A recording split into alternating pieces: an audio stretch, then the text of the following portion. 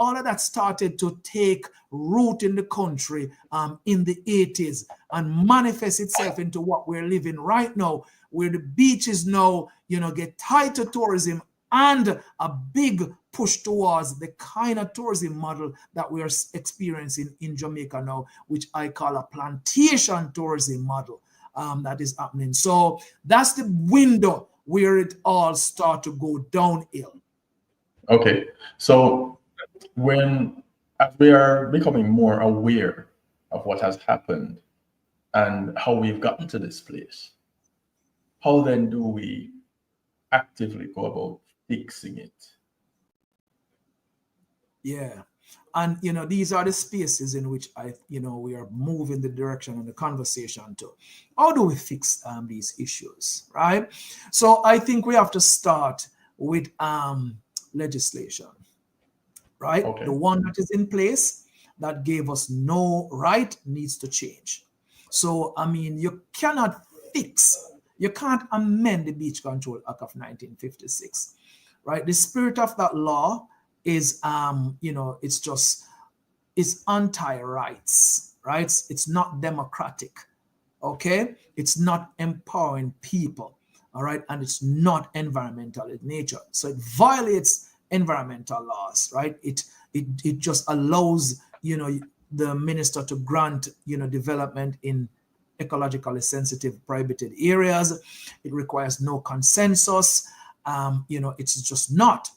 So the nature of that law is authoritarian, okay? So you can't amend it. You have to repeal it and replace it. I think that is the first step. In doing so, we have a framework that we think, we can work with. It requires rezoning the coast. Rezoning is done all the while across the world, across, geographics, in many areas. All right. Just as they were proposing to create a new parish, requires rezoning. Development orders does this all the while. Areas that are designated for agricultural purposes, areas for evil parties, residential. About zones, about noise abatement act, that you can't do certain things in certain spaces. So we're saying that you're going to rezone the coastline. We have ideas around what those zones could look like, because we're not starting from scratch. Other jurisdictions have done these kind of things. This has been done in different Caribbean islands. This is done in Mexico. Costa Rica have zones along their coast, and we are saying that there is a zone, right, that is, let's say, 50 meters above the high water mark, that we can totally designate that as just public land, right?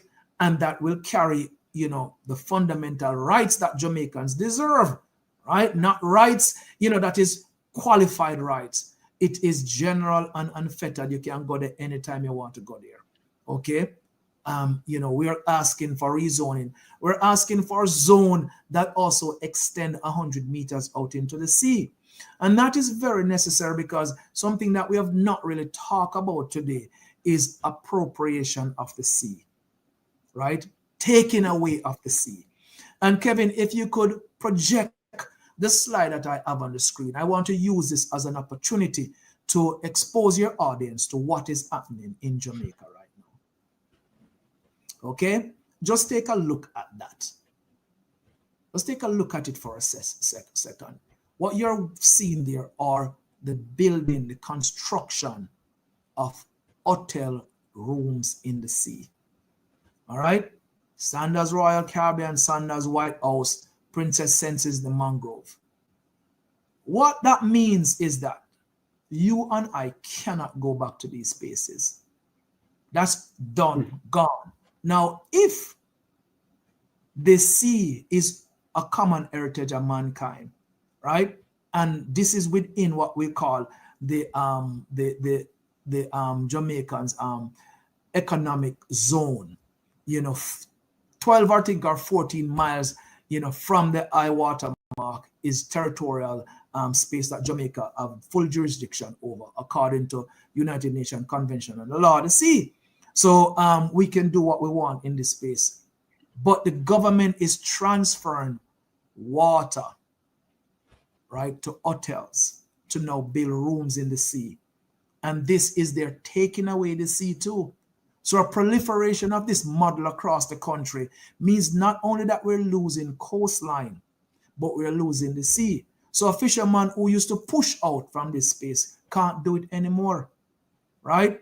Also, the mangroves that are associated with many of these spaces are damaged. And the purpose Right. that they serve as breeding ground and really helping purification, oxygenation, all of that is being happening. It's And threatened. be compromised.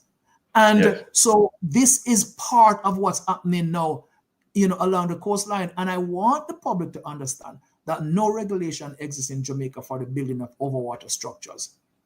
Only a guideline. And a guideline is something that you cannot enforce in law. So when laws are Right. broken as to destruction of the ecology, right, you can no longer really, you can't prosecute them people because what you're going to prosecute them with is just a guideline. It was what it is. It's a guide.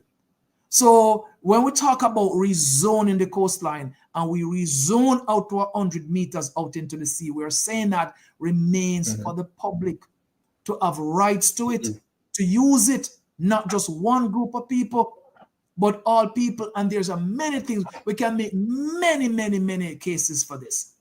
Right? People are baptizing in these spaces, right? The fishermen then push out from it. This is where your recreation happen. Your spiritual, baptism, you swim out, you exercise, okay? You all know the story of how, black bodies washed up on the shore from the transatlantic slavery to go there and pay homage to, our ancestors, your ancestral rights around libation. You're losing your cultural connection because of now this new dimension to tourism in Jamaica is appropriation of the sea to build overwater bungalow. And almost, many of these hotels now, right, are going to be doing this. The big 30-story or whatever one, Moon Palace that is proposing in Jamaica now is going to be building overwater bungalow. So my brother, you have to rezone the coastline to really fix the problem. Is there any way for the two to coexist? The profitability of tourism maximizing use of the coastline and the rights of the Jamaican people? There can be coexistence, absolutely. We have seen it in many spaces across the planet. Big, tourism mecca like you had Thailand. cut out for a moment. Sorry, Devon. I didn't hear what you said at the beginning. You had cut out for a second there. Oh, okay. No, I'm saying that absolutely there can be coexistence in the space. All right. We have seen that happen across the Caribbean, right? We have, big, if we want to take a, big tourism mecca like Thailand, countries like those, you can't own the beaches out there, but, hotels are built, on lands that are close to the beaches. It's the same thing, in places like Mexico and Costa Rica, Barbados and St. Kitts, Nevis, St. Lucia, they all, but people use the beach. So you can't transfer that right, to the hotel. The hotel is built on the land, and you draw your wire fence on the land, and then 50 meters above the watermark is considered public, and public have the right to traverse that space. It is not going to impact your tourism revenue. That's one of the biggest lie that has been told, that this model of tourism works in Jamaica and bring maximum revenue to Jamaica because we offer them exclusivity to the space. It's not true. They will not run away. New legislation passed tomorrow to says that 50 meters above the high water mark is public land accessible by the entire Jamaican, public, including your guests, will not chase them away. They will have to adjust to that reality. But we're seeing the model across the world, and it does not translate into less revenue or, foreign tourists don't want to mingle with Jamaican people. We cannot do that. And the model that they're saying they're creating these 10 beaches for 3 million people, that is different from the hotel beaches, is segregation, which is illegal under Jamaican law and illegal under international law. You can't have beaches for white and beaches for black. That is not consistent, with the constitution of the country and where the world is right now. No tourist will tell you that now come to Jamaica because black people dip on the beaches them down there. Not going to happen. So the coastline must be rezoned. And we further want actually 50 meters that is above, right, what we'd call public land to be a lease-only zone. I think we have to go there because of the limited amount of land that exists around the country, right? That this must be a space that you can only lease, and so we can perpetually make, an economic return on coastal land, because it's very, it's a very pricey piece of real estate. It also presents some security and sovereignty implications that I think we need to flush out as a nation. And so I'd like to open up a debate that we rezone the coastline into 3 different zones. This is something that, internally in JABEM we've been talking about, and, we have some ideas how it can be done. And it will not carry what the government fear about constitutional challenge by these private landowners, because they raised that concern in the United Nations when we brought the argument forward to do this, that they're going to be constitutional challenge by property owner that adjoins the foreshore. The government have enough tools in its arsenal to really mitigate that. Let me ask you this question, Dr. Taylor. This beach access saga has been going on in Jamaica for many years, way before me I even born. And neither the People's National Party or the Jamaica Labour Party see it fit. The Prime Minister of the country has the ability, with the stroke of a pen, to change this legislation going on with the beach access. My question to you right now, people keep on saying this one government at a time. This happen between PNP and JLP and JLP and PNP.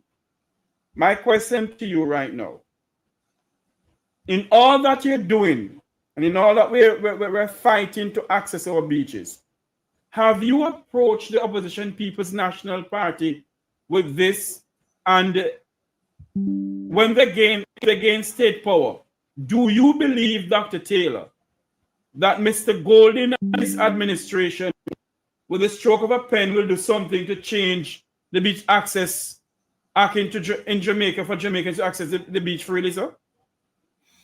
Jeffrey, we're in a political cycle of elections right now. Yes. Okay, and so there's a lot of chatter around the issue that we are here discussing. I think you put it into context that the legislation has been on the books for now close to 69 years.